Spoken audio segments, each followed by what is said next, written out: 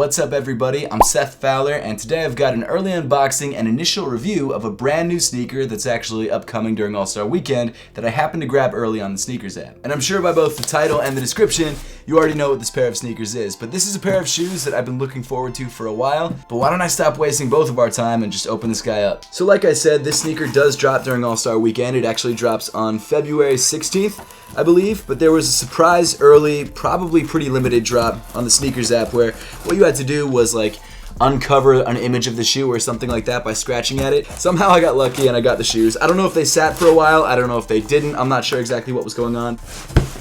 Okay, check that out. That's awesome. This box is much smaller than last year's box, like significantly smaller. This is obviously the Nike Adapt BB 2.0, and I don't know if you guys remember the Nike Adapt BB's box from last year, but it was this giant square box that I think was actually about this tall, and then also like this wide. It was crazy. It does look like, however, that they've actually shrunken the box pretty significantly, which is great. So let me pop these tabs right there and open up the top of the box. Look at that. Nice compact packaging. I like that. So before we actually get to the shoes themselves, let's see what's in this top compartment right here. This might be the, maybe the wireless charger or the power cable or something like that. That's exactly what it is. It is the USB wall wart and the charging cable. I'm assuming the charging pad is underneath the sneakers, so why don't we pull them out first. Ooh. Look at that. Wow, these are heavy. These are really heavy. I think they're heavier than last year. And then it looks like the only thing remaining inside the box is some sort of instruction manual and the charging pad, which actually looks exactly the same as last year's. In fact, it might be exactly the same as last year's, which is fine. Doesn't bother me. I already have one though, so I don't really have to unbox this one, but whatever. Yep, it's the exact same charging pad as last year.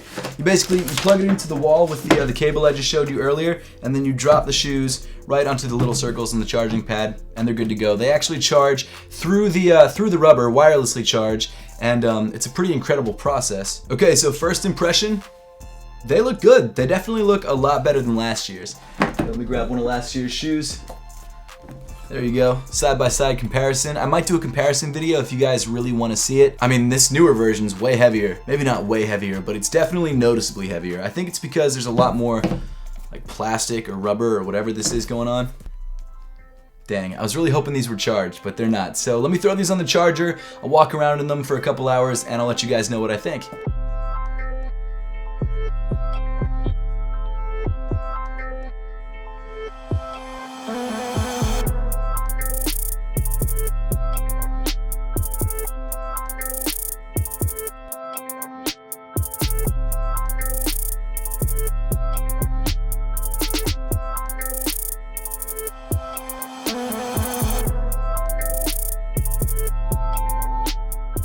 So as you just saw, I had a chance to try this sneaker on. I charged it up for a little bit and then walked around in it for a couple hours, and I've got to say, it's definitely an improvement over the previous pair. I do want to say that this video is in no way a performance review. If you're looking for something like that, maybe go to one of the basketball review channels. This is strictly going to be an initial overview or maybe a visual review. But with that being said, if you would like to grab a pair of the Nike Adapt BB 2.0s for yourself so you could give them your own performance review, I've left links to do so in the description below. The first thing I've got to say about the brand new Nike Adapt BB 2.0 is that it looks significantly better than the original. They really spent time focusing on the aesthetics of this shoe, and it shows. I've said it a million times and I'll say it again, this shoe looks like the Batmobile. It looks awesome, it looks stealthy, it looks futuristic, it looks sick, and I really like it a lot. In my opinion, last year's Nike Adapt BB didn't look bad, it just looked kind of plain and kind of dull, whereas this version really has some personality to it. The entire front half of the shoe is covered in this very thin sort of plastic mesh or maybe synthetic fabric, and I'm assuming they use this material to protect the wires that actually tie the sneaker together. Nike said in their press release for the Adapt BB 2.0 that they use this new material at a lower cut rather than the original Flyknit shroud, just to make the shoe easier to get on and to also be a little bit more protective. This plastic mesh has a very rough texture to it, rougher than the Flyknit because it's obviously a more stiff material than the Flyknit. The good news is that this material is not right up against your foot. There's some ballistic mesh and some padding underneath this material so your foot feels just like it's in a regular shoe. One of my favorite details about this shoe is this white 3D Nike swoosh that has this sort of like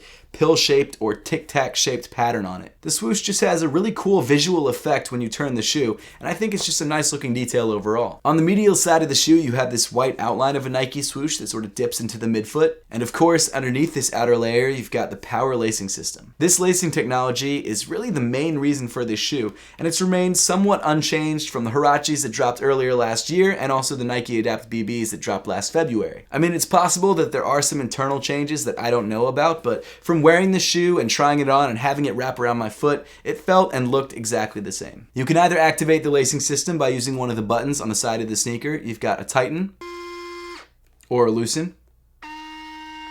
The Nike Adapt BB 2.0 will also tighten around your foot when you put your feet into the shoe to your desired preference, which it actually did on last year's model as well. In addition to that, you can also use the app, and I actually have yet to set up the app with the new sneakers, so here we go.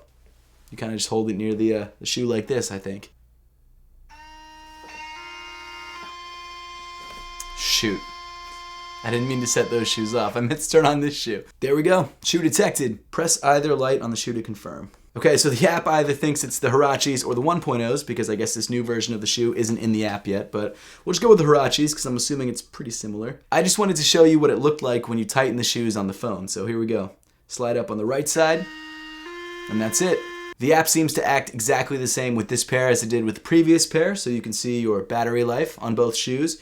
You can also change the color of the light on the side of the shoe, and then find your perfect fit, which actually allows you to put your foot into the shoe and then it tightens around your foot to where you think is the perfect fit. So there's a lot of really cool things that you can do with this shoe, especially when it comes to tightening and loosening the sneaker and also using the app. But overall, is it a comfortable shoe? Is it something that you would want to wear just every day or even on a basketball court? And honestly, from the short amount of time that I've worn this sneaker, I've been really impressed. It's really nicely padded on the upper. It feels great on your feet. Even though it can get a little bit tight, you can loosen it using the app or the buttons on the side. Like I mentioned before, one of the changes that I really like about this new sneaker versus the old Adapt 1.0 is that because they've lowered the shroud on this shoe, it actually makes it a lot easier to get your foot into the sneaker, which was a really big problem for me on the first pair. The tongue of the Nike Adapt BB comes in all 3M, and then you've also got this black pull tab with this little red icon right there in the center that actually tells you which side of the pair that you're wearing. It's got a right and a left. It's kind of dumb, but it is what it is. As for sizing, these shoes do seem to fit pretty much true to size. And again, if you don't like the fit, you can adjust it with your phone or on the buttons on the side. I guess that's not the best response to that question, but I do feel like these fit true to size, and that's the size that I went with. If you have a pair of the Nike Adapt BBs from last year, or you've tried on a pair of those before, these do fit pretty much the same way. But as I always suggest, because everyone's feet are different, if you have a chance to try the shoe on first before you buy it, make sure to do that to make sure you're grabbing the right size for you. Now, I will say that these probably will fit a little bit tighter than you'd probably expect, but that's because they're basketball sneakers and you can always loosen them up. The one thing is though, you don't want to buy a size that's too small, because if you buy a size that's too small, you can't actually loosen them any more than they already are when they're fully loosened. So in most cases, I would say go true to size, but if you really think your feet are that wide or you just are afraid it's not going to fit you perfectly, maybe go up half a size. Inside the shoe, you've got this really nicely padded black sock liner. Then rounding off the inside of the shoe, you've got a black insole with a rainbow Nike swoosh, an image that kind of looks like a pig's face, but is actually just the button layout on the side of the sneaker, and also the side of the shoe that you're wearing. Then continuing backwards on the shoe, you get to the button layout that I was just talking about. The tightening and loosening buttons are surrounded by an inset into this black plastic sort of casing. I'm assuming the casing is there to keep the buttons and also the motor inside the shoe protected.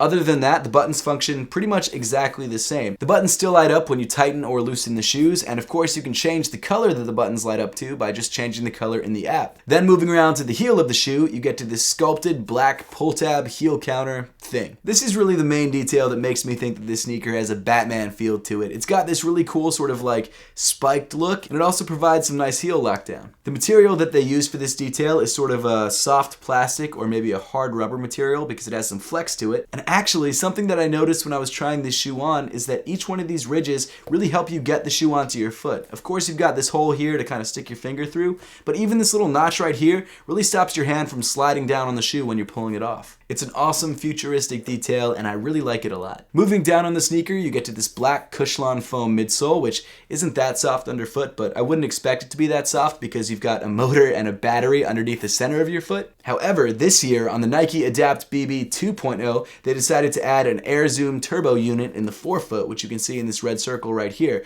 which actually does make the forefoot a little bit more bouncy. It's not incredibly bouncy, but it's better than it was. And Nike actually says in their press materials that they use a very similar Air Zoom turbo unit in the forefoot of the Nike Kyries. So if you've worn those before, you probably know what this feels like. And then finally moving to the bottom of the sneaker, you've got this blue translucent rubber outsole. So far, in the very short amount of time that I've had with this sneaker, I'm impressed. It's definitely a decent improvement over the original version. However, if you didn't like the original version, you're not going to like this version either. The Nike Adapt BB 2.0 definitely looks better than last year's version, but it doesn't feel that much different, at least not that I've seen. But I mean, let's be honest, this shoe auto laces, that's so cool. I can't get over that. If you're looking for a super futuristic performance basketball sneaker, the Nike Adapt BB 2.0 is definitely a sneaker to go for. Or honestly, if you just want a really cool looking auto lacing lifestyle sneaker, this shoe is also great for that as well. The $400 price point definitely is expensive, and it's $50 more expensive than last year's version, but if you really want auto lacing, this is one of the cheapest ways that you can get it. But that pretty much wraps up the video for today. Now, I would love to know your thoughts on the new Nike Adapt BB 2.0 and whether you plan on grabbing a pair for yourself, so let me know in the comment section down below. And of course, if you would like to grab one of these for yourself, I've left links to do so in the description below. And as always, thank you so much for watching. Make sure to subscribe if you haven't yet, and I'll see you all in the next one.